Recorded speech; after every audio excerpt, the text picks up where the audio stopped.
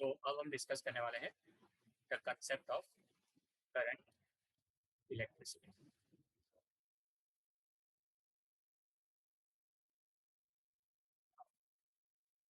इसमें भी like electrostatics बहुत सारे पार्ट्स अवेलेबल हैं, है ना? तो क्या क्या करेंगे डिस्कस स्टार्ट करते हैं। So first we are going to discuss the part one. Okay, so part one is the basic definition of the current. Okay, so जैसे फॉर एग्जांपल हमें पता है what is the basic definition of current. I is basically charge upon time, और charge को भी आपको पता है कि वो होता है n times e upon t। Okay, what is n? n is the number of electrons and what is e? Is the charge of electron, जिसकी वैल्यू आपको सबको पता है which is 1.6 into 10⁻⁹ coulomb. Okay, और अगर मैं चाहूँ तो Q बाई टी के बदले इसको ऐसा भी लिख सकता हूँ, I इज इक्वल टू बचा बाटी dQ बाई dt। ओके, मतलब रेट ऑफ चेंज ऑफ क्या, चार्ज। तो sometimes charge as a variable term होता है, तो हम क्या कर सकते हैं कि अगर कभी ऐसा दिया जाए तो आप लोग को टेंशन नहीं लेना, आप लोग को सिर्फ और सिर्फ क्या कर देना है, ओके, डिफरेंशिएट करना पड़ेगा with respect to time. Okay, बस that is the only thing. Okay, unit of current is ampere, ये सारे बच्चों को पता है। ओके, मुझे याद करके बताओ, क्या एम्पियर या तो इलेक्ट्रिक करंट फंडामेंटल क्वांटिटी है या डिराइव्ड क्वांटिटी है? चलो यूनिट्स ऑफ मेजरमेंट अपना जो आपने किया है उसके हिसाब से बताओ, electric current is a which quantity, fundamental quantity और डिराइव्ड क्वांटिटी? चलो जल्दी बताओ यार, ये आपको याद होना चाहिए, सारे बच्चों को याद होना चाहिए।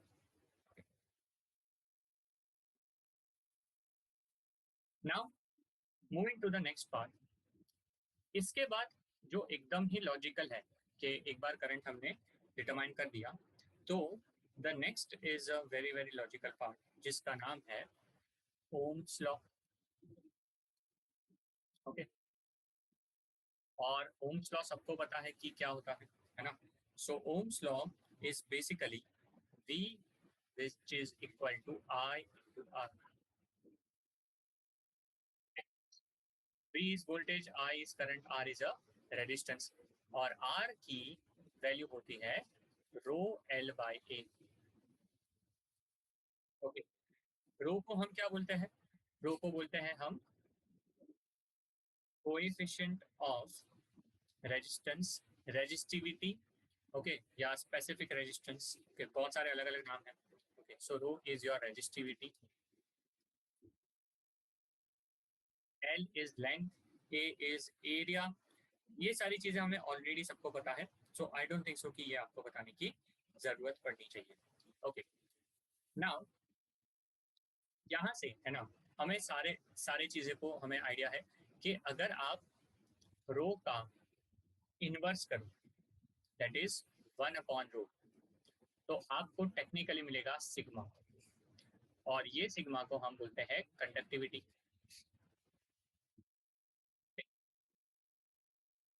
सिमिलरली अगर आर का उल्टा करो 1/r, तो हमें मिलता है कैपिटल जी, और कैपिटल जी भी हमें पता है जिसको हम क्या बोलते हैं, conductance.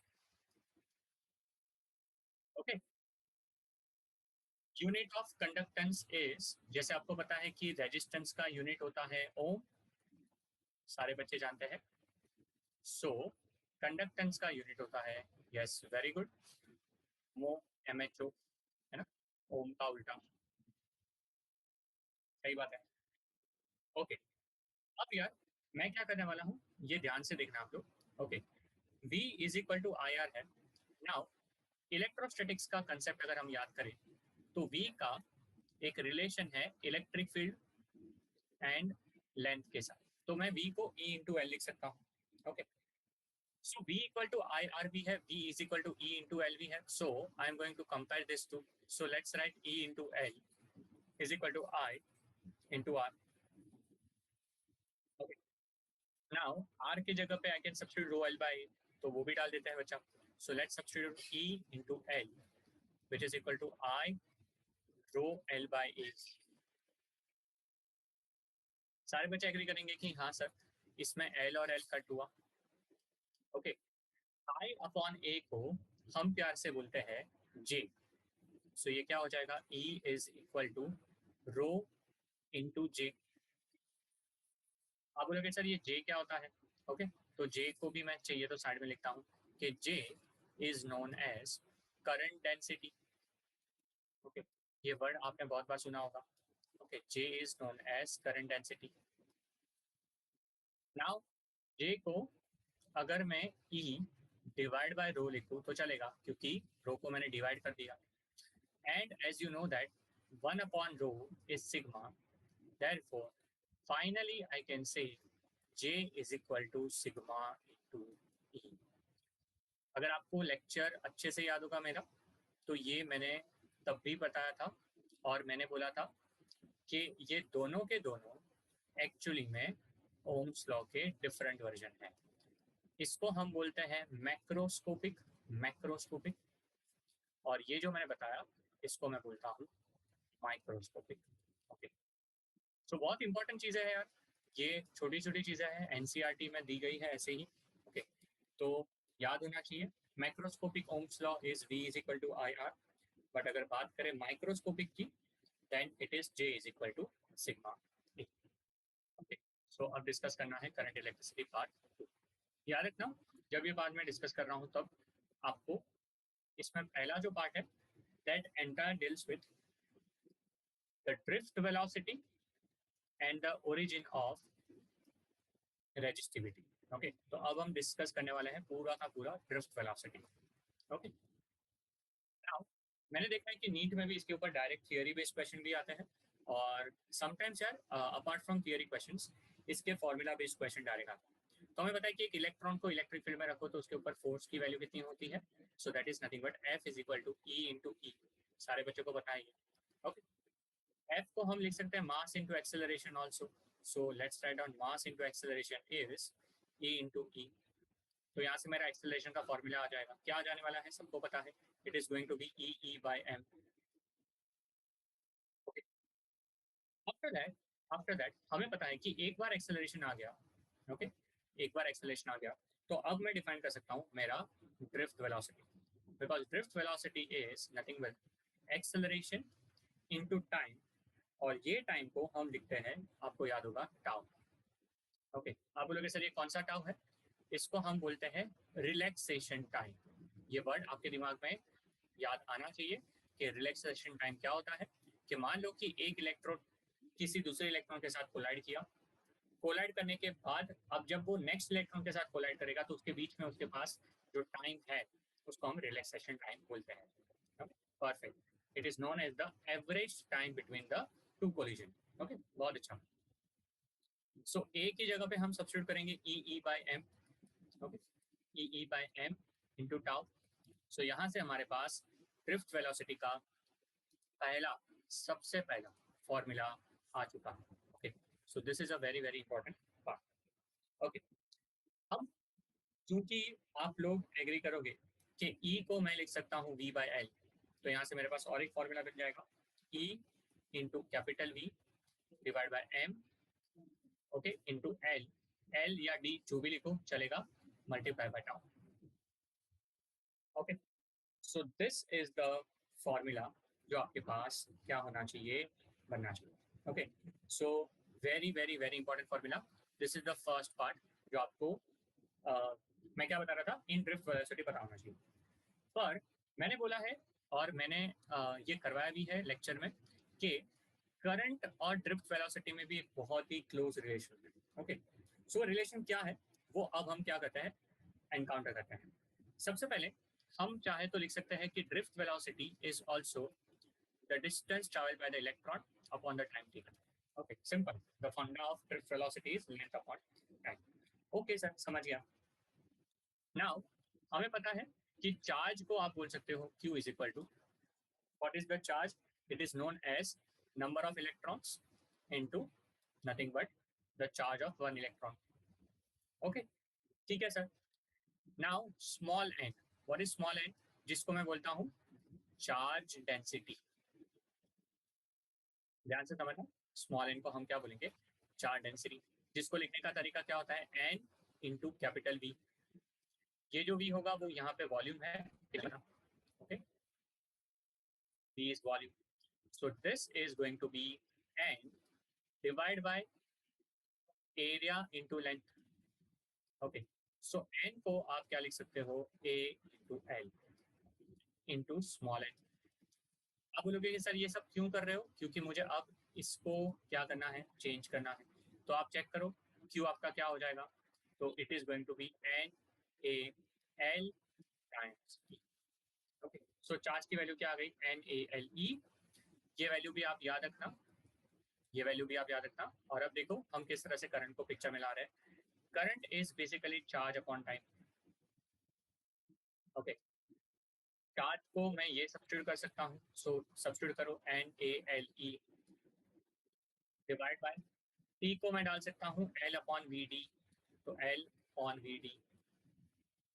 Okay, now I think सारे बच्चे एग्री करेंगे कि यहाँ पे l और l कट हो गया and we got a very very important formula of I n a e times v. Okay, so this is the formula which relates drift velocity with the current. Okay, लगे हाथ, क्योंकि हमने current basically find out किया है। Okay, तो obviously हम यहाँ पे अब करंट डेंसिटी को लिखेंगे J is equal to I by A. Okay, और फॉर्मूला से यार एकदम ही दिख रहा है कि I बाई ए क्या हो जाने वाला है, N E V D। Okay, तो क्या हो जाएगा, N E times V D। Okay, अब आप बोलोगे कि सर अगर आप चाहो ना तो आप J is equal to N E, we can use this formula. Okay, तो सिंस आप बोले हो तो यूज करते हैं, तो क्या हो जाएगा, E E upon M times tau. So technically क्या किया है मैंने, जो ड्रिफ्ट वेलोसिटी है उसका ये फॉर्मूला यहाँ पे सब्स्टिट्यूट कर दिया। ओके, सो जैसे ही मैं सब्स्टिट्यूट करूंगा, ओके, जैसे ही मैं सब्स्टिट्यूट करूंगा, सो आपके पास कुछ ऐसा टर्म बचेगा, J is equal to N E square tau divide by M times E. अगर आप चेक करोगे तो ये टर्म आना चाहिए सारे के पास, J N E square tau by M. And अब यू विल अप्रिशिएट कि मैंने ये सब इतनी मगजमारी क्यों करी। अगर आपने अभी फर्स्ट पार्ट समझा था तो यहाँ पे ये एक्सप्रेशन चेक करो and please check this expression, और आपको लगेगा कि sir we got actually conductivity का formula. Conductivity is N E square tau by M. So this is why मैंने ये पूरा आपको डेरिवेशन करके सिखाया। ओके, तो याद रखो sigma that is conductivity is basically dependent on small N that is number of electrons per unit volume. Okay, जिसको हम चार्ज डेंसिटी या इलेक्ट्रॉन डेंसिटी बोलते हैं। Okay, E is the basically charge of electron, tau is the relaxation time, and divide by m. M is basically your mass. Okay. Last but not the least, जो मैंने एक चीज देखी है कि कई बार पूछी जाती है और आप लोग को भी पता होगा, जिसको हम बोलते हैं mu. Okay, mu is defined as the mobility, and mobility is basically formula है उसका drift velocity divide by the electric field. So please यार इसको भूलना मत, the formula for mobility is V D upon E. और आप चाहो तो ये फॉर्मूला डाल के there is another formula derive कर सकते हो, E E tau by M. अगर सब्स्टिट्यूट करो तो आपके पास वैल्यू आ जाएगी E tau divide by M. Okay, so this is the formula for the mobility, भूलना मत। Okay, this is the formula for the mobility. अगर आप ये स्लाइड देखोगे ना, ये स्पेसिफिक स्लाइड, तो यहाँ पे मैंने ड्रिफ्ट वेलोसिटी और ओरिजिन ऑफ रेजिस्टिविटी का हर फॉर्मूला, हर डेरिवेशन का पार्ट, ओके, सब कवर कर दिया है। याद कितना रखना है वो मैं आपको बता दूंगा, क्योंकि हमारा अभी जो एम है वो स्पेसिफिक टू एग्जाम है। ओके, तो एक दिस फॉर्मूला जो मैं अभी नंबरिंग कर रहा हूँ, सेकेंड आपको ये फॉर्मूला पता होना चाहिए। ओके, थर्ड आपको ये फॉर्मूला पता होना चाहिए, and last but not the least this formula about the mobility. This are the four very important formula. इसके ऊपर क्वेश्चन आपके डायरेक्ट बनेंगे. Okay, and that's so. Current electricity का पार्ट 3 क्या है? ओके, पार्ट 3 में जो मैंने देखा है वो पूछा जाता है limitations of Ohm's law. Okay, NCERT अगर जिसने भी पढ़ी है उसको पता होगा कि लिमिटेशंस ऑफ ओम्स लॉ पूछा जाता है. I am not going to discuss what are the limitations of Ohm's law because ये आपको पता है. ओके, कि जब हम बात करते हैं कि हमारे दो टाइप के डिवाइस होते हैं, एक होता है ओमिक डिवाइस. ओके, आप बोलोगे सर ओमिक डिवाइस मतलब सिंपल वर्ड में बोलो तो register is a ohmic device, है ना. कि आप मान लो कि करंट बढ़ा रहे हो तो वोल्टेज बढ़ रहा है एंड सो ऑन. ओके, और दूसरा एक डिवाइस होता है जिसको हम बोलते हैं non ohmic device. Okay, the classic example, क्योंकि आप लोगों ने सेमीकंडक्टर पढ़ा है तो you are very very much well versed. Okay, semiconductor में आपने एक डिवाइस पढ़ा है जिसका नाम है diode. So diode is a non ohmic device. Okay, दोनों का अगर आप ग्राफ ओके पिक्चर में लाओगे ओके तो आपको समझ में आ जाएगा कि ओमिक डिवाइस है ना, उसमें वी और आई का कैरेक्टरिस्टिक स्ट्रेट लाइन होता है. बट नॉन ओमिक डिवाइस जैसे मैंने एग्जांपल आपको क्या दिया, डायोड. तो डायोड का पता है पीएन जंक्शन कैरेक्टरिस्टिक था, है ना. तो उसका ग्राफ ऐसा कुछ होता था, ऐसा जाके ऐसा और फिर ऐसा जाके ऐसा. Okay, forward bias and reverse bias, याद है ना. तो वहां पे वो ओम्स लॉ को फॉलो नहीं करता, बराबर. हाँ, ब्रेक डाउन वोल्टेज वाला एब्सोल्यूट, है ना. तो वहां पे वो क्या करता है, ओम्स लॉ को फॉलो नहीं करता. ओम्स लॉ क्या बोलता है कि भाई वोल्टेज अगर करंट के साथ डायरेक्टली प्रोपोर्शनल है तो वो मेरा ओमिक डिवाइस है. बट सारे डिवाइस ऐसे नहीं होते. तो ये हमारे किस में आ जाता है, limitations of Ohm's law. Okay, ये चीज आपको कहाँ से आपको हेल्प करेगी. ओके, तो please read this part from NCERT. ये इंपॉर्टेंट है. इसके ऊपर थियरी क्वेश्चन है ना, नीट वाले बनाते हैं. ओके, सो ये भूलना मत, एक बार रीड कर लेना विदाउट फेल. ओके, देन हम अगर नेक्स्ट बात करें.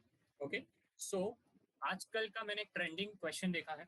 ओके, और आप लोग भी एग्री करोगे कि आपने भी जब प्रीवियस ईयर क्वेश्चन करे होंगे तो आपको पता होगा जिसको मैं बोलता हूँ कलर कोड. यस और नो, है ना. कलर कोड के क्वेश्चन यार हमने भी देखे थे कि जब मैं करवा रहा था तब आ, आपको बहुत इजीली अब आ भी रहे हैं. और उसके लिए शॉर्ट फॉर्म भी आपको सब लोग को पता है ना. So what is the short form. So BB Roy, है ना. So BB Roy of Great Britain, है ना. BB Roy of Great Britain has a very good wife. Perfect. तो सबको पता है कि हाँ सर ये मतलब BB Roy of Great Britain has a very good wife, ये हमें आइडिया है. और B stands for black. Okay, और B stands for brown. Confusion यही आता है इसलिए मैंने पहले बता दिया ब्लैक और ब्राउन. फिर रेड, ऑरेंज, येलो. इसके बाद आता है यहाँ पे, तो प्लीज याद रखना ये आपका होगा ग्रीन.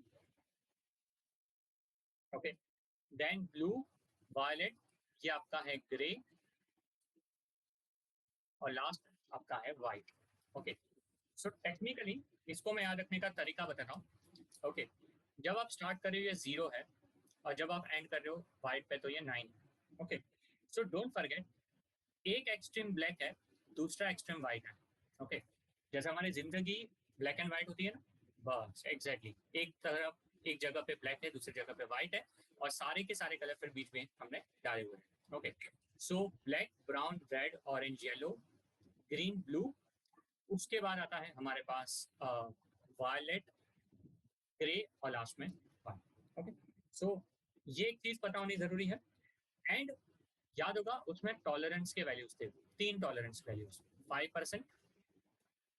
ओके, उसके बाद था 10%, और last but not the least 20%. 5% किसके लिए था, तो 5% था फॉर द गोल्ड. ओके, 10% किसके लिए था, तो वो था फॉर सिल्वर. 20% किसके लिए था, फॉर नो कलर. ओके, तो आपको याद होगा रजिस्टर दिखता कैसा है, तो रजिस्टर दिखता है कुछ ऐसा, सिलिंड्रिकल, ओके, और इस पे अलग अलग कलर के ऐसे बने होते हैं। मान लो ये एक हुआ, ये हुआ, ये हुआ, है ना। और मान लो कि हमने लास्ट में कोई तो दूसरा बना दिया, ठीक है, जो लास्ट है वो गोल्ड है, सो ये गोल्ड बना। तो अब आपको समझ में आएगा कि ओके सर, मतलब पहला रेड है, बराबर, सो रेड है, इसके लिए अब मैं क्या यूज करूंगा, तो सारे बोलेंगे कि सर रेड मतलब 0 1 2, तो मैं लिखूंगा 2, ओके। उसके बाद येलो है, आप देखो कलर कौन सा है, येलो है, सो 0 1 2 3 4, तो मैं लिखूंगा 24, मल्टीप्लाई कर दूंगा विदाउट फेल, ओके, मल्टीप्लीकेशन आना कंपलसरी है, ओके। उसके बाद लास्ट में फिर ग्रीन आया है, ओके, ग्रीन की वैल्यू देखोगे तो वो 5 है, 0 1 2 3 4 और 5, ओके, चाहिए तो लिख लो, कंफ्यूजन हो तो। सो मैं लिखूंगा 10 raised to 5, फिर लिखूंगा प्लस माइनस, प्लस माइनस लिखने के बाद लास्ट वाला गोल्ड है, गोल्ड है मतलब 5% लिखना है, so I will write 5%। This is the way colour coding of the resistance work, okay. समझ में आ गया अच्छे से कलर कोडिंग कैसे करनी है, यस और नो, ओके। और क्योंकि हम कलर कोडिंग सिखा, तो यहाँ पे जो एक पार्ट है जिसको मैं बोलता हूँ temperature dependence, temperature dependence. What is temperature dependence, सारे बच्चों को पता है, इसके ऊपर भी क्वेश्चन आते हैं। Rho at any temperature, the resistivity at any temperature is ρ0 bracket में 1 प्लस अल्फा डेल्टा टी। आप बोलोगे सर अल्फा क्या है, तो alpha is coefficient of, okay, temperature coefficient of resistance और रेजिस्टिविटी। ये फॉर्मूला दोनों के लिए चलेगा, ओके, रेजिस्टिविटी के लिए भी चलता है, रेजिस्टेंस के लिए भी चलता है। Delta T is your temperature difference, okay, इसको मत भूलना, this is your temperature difference. और एक चीज मैंने देखी है, जो मैंने देखा है कि नीट में पूछी जाती है, सो इसको मैं स्टार मार्क करके लिखता हूँ। कंडक्टर को हम पीटीसी बोलते हैं और सेमीकंडक्टर को हम एनटीसी बोलते हैं। आप चाहो तो फुल फॉर्म मुझे बता सकते हो, अगर किसी को याद हो तो। क्या था पीटीसी और एनटीसी का फुल फॉर्म, अपने दिमाग में याद करके बोलो। Conductor is known as basically PTC and semiconductor is known as basically NTC. Yes, very good. So PTC is basically positive temperature coefficient and NTC is negative temperature coefficient. PTC का मतलब होता है कि अगर आप टेम्परेचर बढ़ाओगे ना तो आपका रेजिस्टेंस बढ़ेगा, सो कंडक्टर इज पॉजिटिव। बट अगर हम बात करें सेमीकंडक्टर की तो उसमें उल्टा होता है, टेम्परेचर बढ़ाते हो तो रेजिस्टेंस कम होता है, and this is very very essential, okay. So that's it आप, सो ये आपका section number 3.8 according to the NCERT, अगर आप देखो तो कवर हो गया मैंने, ओके। प्लीज माइंड इट यार, मैं हर एनसीईआरटी का जितना सेक्शन है उसमें से जो भी फॉर्मूला है, जो भी इंपॉर्टेंट चीज है, सब डिस्कस कर रहा हूँ, सो दैट अगर आप अब फ्यूचर में एनसीईआरटी पढ़ोगे तो आपको सब चीज समझ में आनी चाहिए, ओके। चलो, कौन सा पार्ट है हमारा, current electricity part 4। Technically current electricity part 4 जो डील कर रहा है उसमें सबसे पहला पार्ट जो है that is a very very easy part, okay, and that part is known as the power transmission, okay. तो सारे बच्चे पता है कि पावर इज बेसिकली, है ना, V इंटू आई, या और एक फॉर्मूला है इसका I²R, या और एक फॉर्मूला है विच इज V²/R, ओके। सो ये हमें नहीं भूलना है और ये भूल भी नहीं सकते, सिंपल है काफी।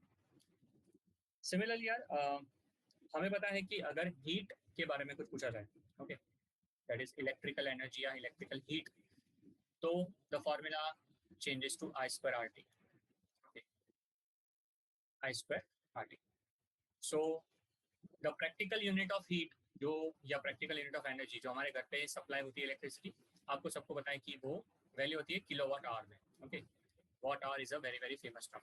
Okay, fine. तो this are the two formula जो आपको पता होना चाहिए. ओके, दैट्स इट यार, इसमें कुछ एक्स्ट्रा स्पेसिफिक चीज नहीं है. ओके, नाउ सिंस अब ये पार्ट कवर हुआ है, तो अब लॉजिकल पार्ट आता है, एक combination of resistance. Okay, the combination of resistance. और आपको पता है कि इसके ऊपर हमने काफी काफी ज्यादा प्रैक्टिस करी है कि अगर कोई चीज सीरीज में होती है, ओके, अगर कोई भी चीज सीरीज में होगी, that is for example R1 and R2. Okay, so RS simple formula बन जाता है हमारा R1 प्लस R2. ऑब्वियसली मैं चाहूँ तो इसके आगे भी जा सकता हूँ, जितने भी हो उतने आगे देख के जाने हैं. ओके, सो ये पहला पार्ट है जिसको हम बोलते हैं सीरीज. सीरीज में याद रखेंगे कि करंट जो रहता है वो ऑलवेज कांस्टेंट होता है. Okay, so current is always constant.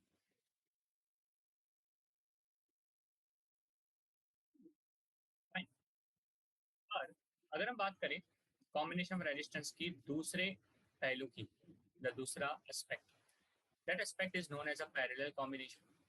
वहां पे क्या होता है कि रेजिस्टेंसेस पैरेलल में होते हैं. ठीक है, तो अगर ये R1 है, ये R2 है, तो इसमें जो स्टैंडर्ड फॉर्मूला है वो ऐसा दिखता है, 1/RP is 1/R1 plus 1/R2. Again जितने भी होंगे उतने आगे जाएंगे. शॉर्टकट फॉर्मूला आपको पता है already, RP is R1/R2 upon R1 plus. Capacitance पर भी मैं पढ़ा चुका हूँ, वहां पे बस याद होगा आपको कि सीरीज पैरेलल उल्टा था, बराबर. और ये जो था वो मैंने आपको कौन सा बताया, पैरेलल. एंड सारे बच्चे को याद होगा कि पैरेलल में potential difference is always constant. Capacitance की बात करें, सो कैपेसिटेंस में सीरीज में चार्ज कांस्टेंट था, पैरेलल में पोटेंशियल ही कांस्टेंट था. ओके, सो काफी काफी काफी लॉजिकल है. ओके, और बहुत सारी ऐसी सर्किट्स होती है जिसको आप अगर मान लो रीड्रॉ करो, है ना, तो पहली नजर में वो पैरेलल या सीरीज की तरह नहीं दिखती, बट रीड्रॉ करने पे वो पैरेलल दिख जाती है. ओके, तो मैं उसका एक क्लासिक एग्जांपल देता हूँ कि जैसे मान लो एक ऐसा रजिस्टर बनाया, ये दूसरा रजिस्टर बनाया, ये तीसरा रजिस्टर बनाया. ओके, अब मैं इसको ऐसे कनेक्ट कर देता हूँ और इसको ऐसे कनेक्ट कर देता हूँ. ठीक है, सो जब मैं ऐसा कनेक्ट करूंगा और बोलूंगा कि ए और बी के बीच में आप बताओ कि इक्विवेलेंट रेजिस्टेंस कितना होगा. ओके, सो आप लोग मेरे साथ एग्री करोगे कि अगर मैं इसको वैल्यू दे दूं ना, फॉर एग्जांपल इसको मान लो सी दे दूं, है ना, और मान लो इसको डी दे दूं, तो सारे के सारे बोलोगे कि सर ए और डी टेक्निकली सेम पॉइंट है. ओके, आप लोग सर क्यों सेम पॉइंट है, क्योंकि ए और डी डायरेक्टली कनेक्टेड है थ्रू द वायर, और C and B also same point है. तो मतलब मैं अगर चाहूँ तो अगर ए कॉमा डी लिख सकता हूँ यहाँ पे, और ए साइड पे लिख सकता हूँ बी कॉमा सी. और अगर आप देखोगे मैं इसका डायग्राम कैसे बनाऊंगा, तो ए और सी के बीच में एक रजिस्टर है, उसके बाद सी और डी के बीच में एक रजिस्टर है, और फाइनली डी और बी के बीच में एक रजिस्टर है. तो आप देखोगे तो आपको समझ में आ जाएगा कि तीनों के तीनों किसमें चलेंगे यार, पैरेलल में चलेंगे. Okay, this is a very very crucial method जिसको मैं बोलता हूँ द इक्वी पोटेंशियल मेथड, जहाँ पे हम क्या करते हैं, सिमिलर जो जंक्शन होते हैं उसको सेम पोटेंशियल का नाम दे देते हैं. ओके, तो विदाउट फेल, है ना, आप याद रखना कि कभी भी आपके पास ऐसा दिया हो तो आपको क्या करना है. ठीक है, this is the one shortcut जो मैं देना चाहता था. अनदर शॉर्टकट जो मैं आपके साथ शेयर करना चाहूंगा, अगेन ये सारी चीजें मैं बताई हैं क्लास में, कि मान लो मेरे पास दो रजिस्टर हैं और दोनों रजिस्टर पैरेलल में हैं. ये शॉर्टकट दो के लिए ही काम करेगा. ओके, और मान लो कि मेरे पास टोटल करंट की वैल्यू अवेलेबल है. ओके, लेट्स से इसका रेजिस्टेंस का वैल्यू R1 है, इसके रेजिस्टेंस की वैल्यू R2 है। यहाँ से करंट जा रहा है I1, यहाँ से करंट जा रहा है I2। ओके, तो मैं चाहूँ तो विदाउट सॉल्विंग एनीथिंग मैं डायरेक्टली I1 और I2 की वैल्यू देख सकता हूँ। I1 अगर देखना है तो मुझे सामने का रेजिस्टेंस देखना होगा, तो मैं लिखूंगा R2 upon R1 plus R2 multiply by total current that is I। और अगर I2 के बारे में कुछ कमेंट करना है तो मैं I2 लिख सकता हूँ R1 upon R1 plus R2, okay, multiply by total current. Okay, अगर किसी को याद है तो मुझे मैसेज कर सकता है कि ये जो स्पेसिफिक टेक्निक है, ये टेक्निक का नाम क्या है। मैंने क्लास में इसको कई बार यूज किया है to find out the individual current. Okay, so this technique is known as, very good, okay, इसको ही हम बोलते हैं करंट डिवाइडर रूल। ओके, बहुत बढ़िया। ओके, इसको ही बोलते हैं हम current divider. The fifth part of current electricity, this part actually अब यहाँ से है ना टर्न होता है कि अब हम बात करते हैं EMF versus potential difference. Okay, the classic battle between EMF and potential difference. सबको पता है कि EMF is actually greater than potential difference real life में, है ना।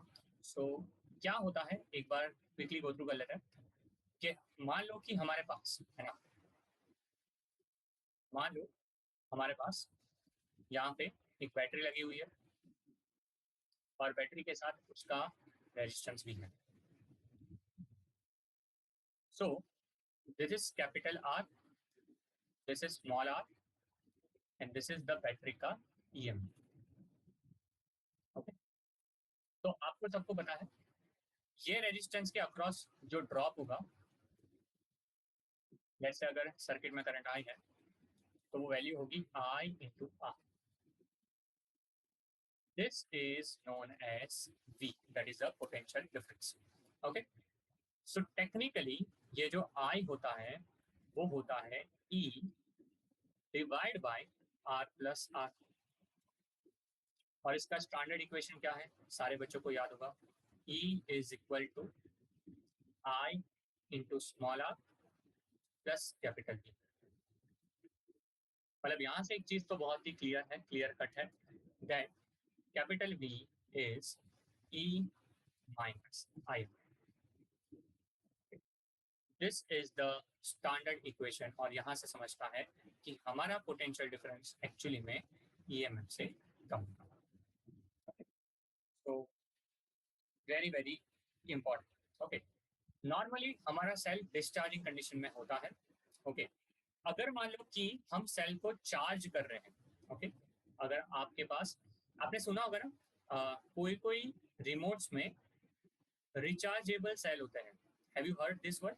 ओके, हमारे घर पे एक एसी है, एसी के वो रिमोट के जो सेल है ना वो रिचार्जेबल है। रिचार्जेबल का मतलब क्या है कि बहुत देर तक चलते हैं, एक पॉइंट ऑफ टाइम के बाद जब वो डिस्चार्ज हो जाते हैं तो मैं वो सेल को वापस क्या कर सकता हूँ, रिचार्ज कर सकता हूँ।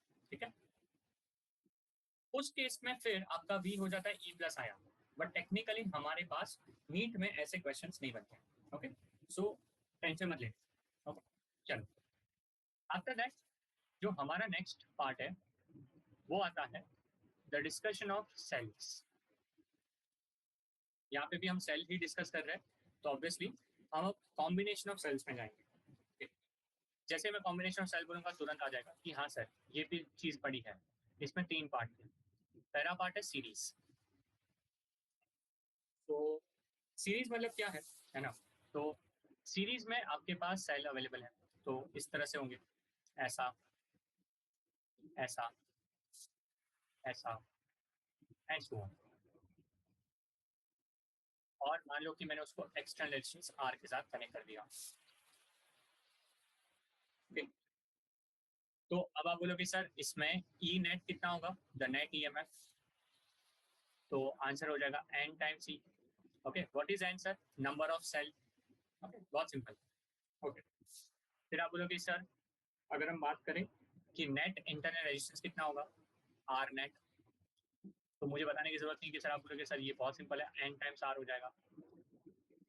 व्हाट अबाउट द करंट, तो करंट होगा total EMF that is N times C divided by the total resistance. So n times small r plus external resistance capital R. Standard चीजें करवा रहा हूँ, ऐसा कुछ नहीं है कि नया कुछ है. ओके, आप अपने नोट्स चेक करोगे तो ये सब मिलेगा. हमने तो बहुत डिटेल में करा है ये डिस्कशन. ओके, बट अभी तो मैं सिर्फ आपको मेन जो इंपॉर्टेंट फॉर्मूला है वो बता रहा हूँ. ओके, तो एक तो ये सीरीज है. ओके, जब हम बात करते हैं पैरेलल की, तो पैरेलल में क्या होता है कि सेल्स अब आपको ऐसे को दिखेंगे लाइक दिस. बहुत सारे सेल्स है और एक बाहर फिर एक एक्सटर्नल रेजिस्टेंस लगा दिया. उस केस में क्या होगा, तो सारे बच्चों को बताएं कि हाँ सर, इस केस में जब हम ई नेट की बात करेंगे ना, क्योंकि सेल पैरेलल में है तो पैरेलल में ईएमएफ या वोल्टेज कॉमन होता है, इसीलिए ई लिखेंगे. ओके, आर नेट क्योंकि इंटरनल रेजिस्टेंस पैरेलल में है तो आपको पता है कि रेजिस्टेंस डिक्रीज होता है तो ये हो जाएगा आर बाई एन, और एक्सटर्नल रेजिस्टेंस तो यही है, तो इसीलिए आई की जो वैल्यू होगी वो हो जाएगी E divide by R plus R Y. Okay, देखो यार, काफी सिंपल चीजें कर रहे हैं हम, है ना. सो this is the very important formula. Okay, जो आपको पता होना. Okay, so this is basically your current. But आप बोलोगे कि सर समटाइम्स मैंने देखा है, ओके, कि देयर आर मिक्स ग्रुपिंग. मतलब अभी जो मैंने बताया वो तो सीरीज था, पैरेलल था. मान लो कि कोई क्वेश्चन सीरीज पैरेलल का ना बनके दोनों का कॉम्बिनेशन आए. ओके, दोनों का कॉम्बिनेशन, व्हाट इज दैट, जिसको मैं बोलूंगा mix of series and parallel. Sir वो कैसा दिखेगा, तो देखो यार बहुत सिंपल है, वो कुछ ऐसा दिखेगा. थोड़े से, है ना, सीरीज में है और थोड़े से सेल्स, तो सीरीज भी है और पैरेलल भी है. ओके, और साथ में, ओके, साथ में बाहर का रेजिस्टेंस तो है ही. ओके, तो अब क्वेश्चन है कि सर अब इसमें कैसे करेंगे, इसमें क्या करना चाहिए. ओके, तो इसके लिए पहले तो आपको समझना है कि कितने सेल सीरीज में है. ओके, तो याद रखो हमारे पास फॉर एग्जांपल दिया है सीरीज में एम सेल्स है और पैरेलल में कितने सेल्स है, एन सेल्स है. ओके, तो अब आपका नेट ईएमएफ कितना हो जाएगा, तो नेट ईएमएफ हो जाना चाहिए M times E. Okay, don't forget this. फिर आप बोलोगे कि सर आर नेट कितना होगा, नेट इंटरनल रेजिस्टेंस. ओके, तो वो हो जाएगा, बहुत सिंपल है, M into R divide by N. और अब मुझे करंट बताने की जरूरत नहीं है, आप डायरेक्टली चाहो तो करंट की value without wasting the time लिख सकते हो. That is I is equal to net EMF, that is M E divided by the total resistance, so mr divided by n plus capital. So this is the formula. Mix selling ऐसा नहीं बोला कि ये पूछा ही जाएगा, but worst case अगर आपको पता हो तो काम कर जाता है. और the lucky part, the good part about this is कि यहाँ पे, है ना, नीट में ज्यादा कॉम्प्लिकेशन ये लोग नहीं करते. Okay, so this is about the cells. चलते यार नेक्स्ट पार्ट पे. The next part is the current electricity,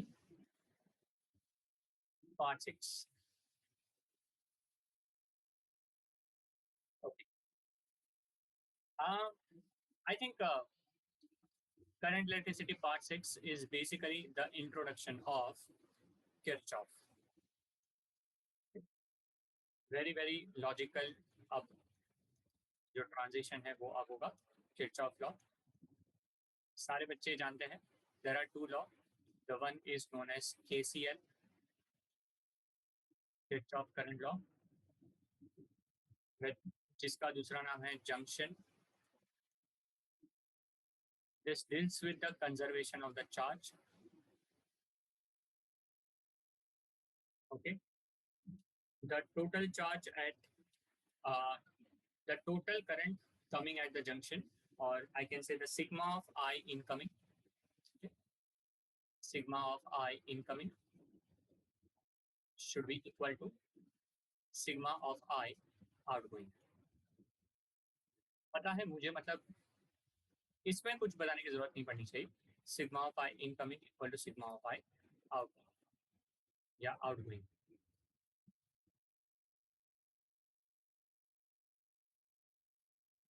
और जो दूसरा लॉ है जिसको हम केसीएल नहीं बोल के क्या बोलते हैं, केवीएल, किरचॉफ वोल्टेज लॉ, जिसका नाम दूसरा नाम है loop. Okay, Kirchhoff loop law. This is the conservation of energy जो डील करता है पूरा का पूरा. और ये भी पता है कि summation of the EMF plus summation of PD is zero. Okay, for a particular loop. Okay, this two things are important. Okay, अगर थियरी की बात करें तो दोनों के ऊपर क्वेश्चन ये पूछा सकता है, केसीएल किसके ऊपर है, केवीएल किसके ऊपर है, conservation of charge, conservation of energy. अच्छा, किसी के लिए आप लोग को मीट में डायरेक्ट क्वेश्चन ऐसे भी आ सकते हैं कि एक सर्किट दिया और आपको सर्किट में कोई लूप का नाम दिया और वो लूप से आपको इक्वेशन फॉर्म करना है, वो भी क्वेश्चन आ सकता है. अपार्ट फ्रॉम दैट, ऐसी कोई सर्किट जिसको आप सीरीज पैरेलल व्हीटस्टोन्स या कोई शॉर्टकट से सॉल्व नहीं कर सकते, तब जाके आपको केसीएल केवीएल अप्लाई करना होगा. ओके, सो आपको टेंशन नहीं लेना है. अभी हम लोग जब क्वेश्चंस करने वाले हैं तब मैं एक क्वेश्चन तो एटलीस्ट लूंगा ही, सो दैट आपका किरचॉफ एक बार पूरा क्या हो जाए, रिवाइज हो जाए. ओके, सो वो टाइम पे हम रिवीजन करेंगे कि किरचॉफ कैसे अप्लाई करना है. ओके, आफ्टर दैट ये चीज मैं एक्चुअली डिस्कस कर चुका हूँ कैपेसिटेंस में. स्टिल यार हमारा एक काइंड ऑफ रिचुअल है तो करना पड़ेगा. व्हीटस्टोन्स नेटवर्क. सो व्हीटस्टोन्स क्या बोलता है कि हमारे पास इस तरह से रेजिस्टेंस है. ओके, और ये बीच वाला एक रेजिस्टेंस है. तो आई थिंक यार इसमें तो मुझे नहीं बताना होगा कि क्या करने हैं. अगर ये R1 है, ये R2 है, ये R3 है और ये R4. सेंटर वाला फॉर एग्जांपल R5 है और यहाँ से करंट जा रहा है फॉर एग्जांपल IG. ओके, जिसको हम गैल्वेनोमीटर करंट भी बोलते हैं. सबको पता है कि बैलेंसिंग कंडीशन क्या है कि अगर R1 upon R2 is equal to R3 upon R4 है. Okay, if this is the condition, then the current through the central wire IG will is going to be 0.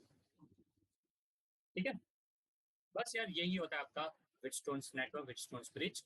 Okay, balancing condition. और अब based on Wheatstone आपके पास जो पहला device है, okay, जिसको मैं बोलता हूँ मीटर ब्रिज. ओके, जिसको हम क्या बोलते हैं, metre bridge. The application of Wheatstone's network is known as a metre bridge. और मीटर ब्रिज क्या बोलता है कि very simple. Okay, so are अगर हम बात करें, ओके, कि लेफ्ट साइड और राइट साइड, मीटर ब्रिज का डायग्राम दिमाग में तुरंत आना चाहिए. ओके, सो आर इज मान लो लेफ्ट साइड का रेजिस्टेंस. ओके, एस इज मान लो राइट साइड का resistance. Then L1 upon 100 minus L. So length left side का और जिसको हम नाम बोलते हैं बैलेंसिंग लेंथ. ओके, जिसको हम नाम बोलते हैं बैलेंसिंग लेंथ. पता है. Okay, so this is a metre bridge. काफी सिंपल क्वेश्चन अगर पूछा जाए तो बहुत डायरेक्ट फॉर्मूला बेस्ड क्वेश्चन होता है. सो आपको कोई टेंशन लेने की जरूरत नहीं. Okay, so this is a part of your metre bridge, Wheatstone's network and Kirchhoff law. So in the last of current electricity, okay, I can say the part 7. Okay. आपको भी पता है कि अब एक ही डिवाइस बचा है जिसके बारे में हमें डिस्कशन करना है, and that device is known as potentiometer. Okay, potentiometer. So potentiometer is basically है ना a device जो बताता है the potential drop is directly proportional to the length. तो अगर इक्वेट करो तो ये आ जाता है V इज इक्वल टू के इंटू एल। सारे बच्चे जानते हैं इसको। ओके, के को हम बोलते हैं, जो बहुत ही फेमस है, जिसको हम बोलते हैं पीजी, पोटेंशियल ग्रेडियंट। इसके लिए अगर आपको याद होगा, मैंने आपको एक रामबाण इलाज दिया था। मैंने बोला था कि एक फॉर्मूला है। ओके, अगर ये फॉर्मूला अगर आप याद कर लेते हो, ओके, तो आपका पोटेंशियोमीटर का कोई भी क्वेश्चन बन सकता है। और ये चीज हमने क्लास में करी है। सो कौन सा फॉर्मूला था, एक बार रिवाइज कर लेते हैं। V इज इक्वल टू के बदले आपको क्या डालना है। ओके, नाउ के is basically I into sigma.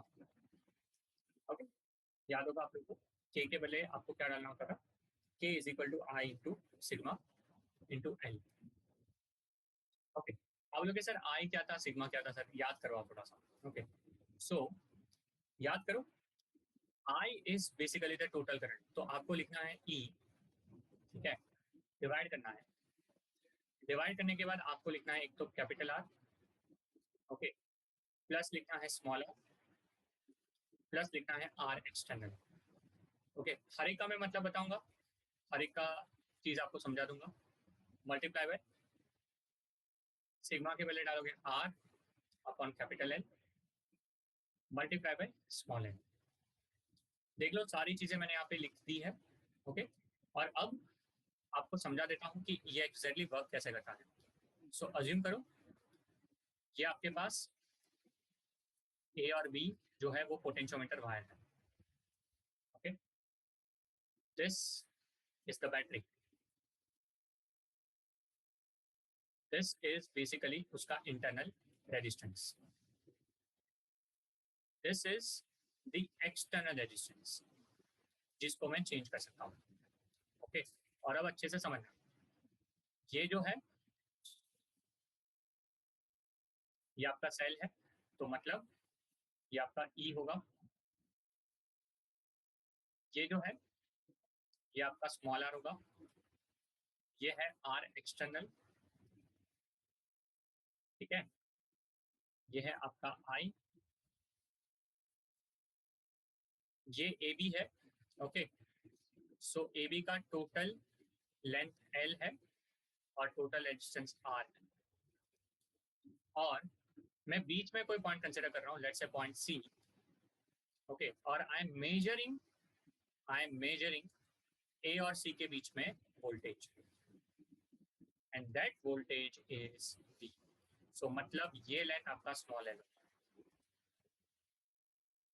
तो दिस इज वी। एंड बाकी सब चीजें अब डायग्राम में भी है, at the same time formula भी है।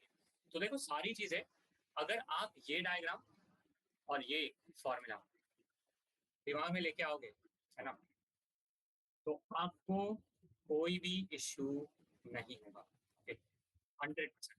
Okay, very very important. Okay, अब पोटेंशियोमीटर के साथ उसका जो पार्ट आता है वो है the application of potentiometer. Okay, the application of potentiometer. Okay, so application of potentiometer में जो पहला पार्ट है, ओके, कंपैरिजन ऑफ सेल्स, है ना, comparison of EMF.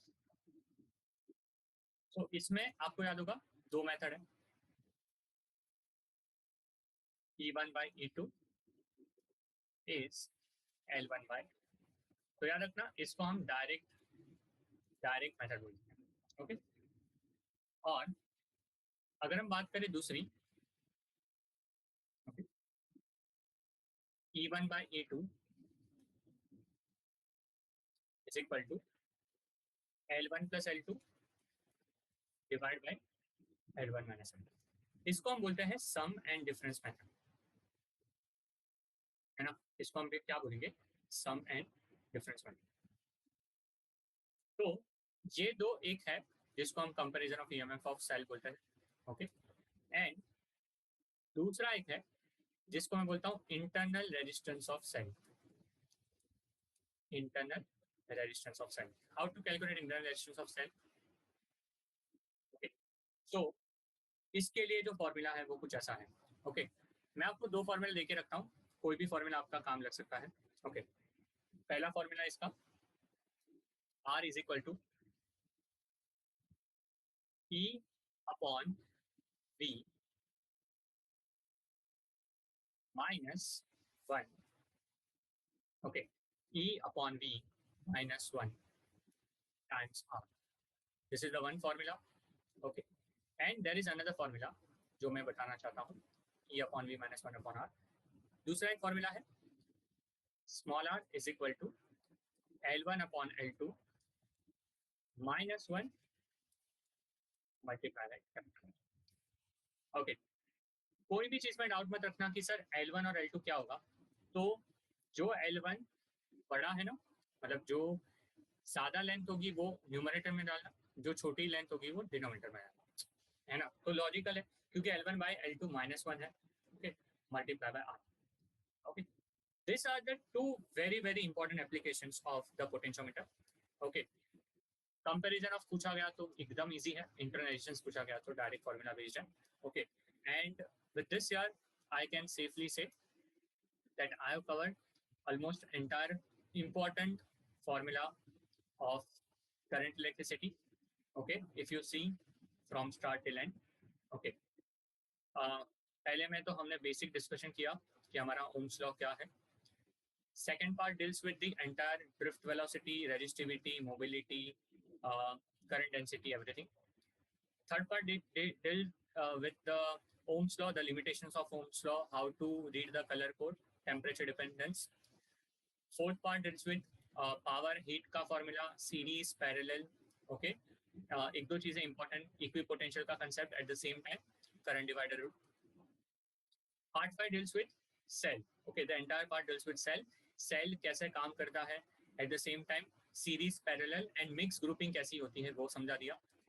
6th part में बताया कि किरचॉफ लॉ क्या होता है. ओके, KCL, KVL, एक ब्रीफ आइडिया दिया, व्हिटस्टोन्स नेटवर्क और उसका application.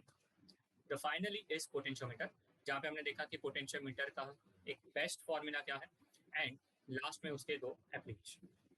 And with this I can say the current electricity is over.